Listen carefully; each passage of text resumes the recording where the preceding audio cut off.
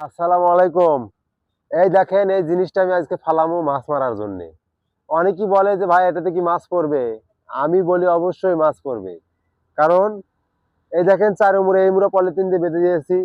এই মুড়ো ফাঁকা আছে, মাছের দরকার থাকলে এর মধ্যে গিয়ে খাদ্য খাবে।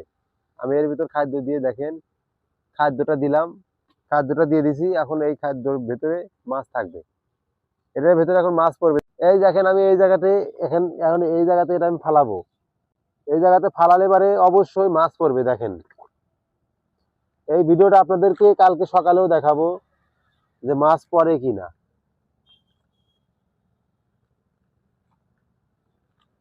হ্যালো, আসসালামু আলাইকুম বন্ধু। দেখেন আমি কি সুন্দরভাবে বেসন তুলতেছি। তো কৃষি কাজ করতে হয়, সব কাজই করতে হয়, তো বেসন তো তুলতেই হবে। ধান গাললে অবশ্যই বেসন তুলতে হবে। দেখেন, গরিবের ভিডিওটা সবাই একটু শেয়ার করে দেবেন ভাই, সবাই একটু শেয়ার করে দেবেন।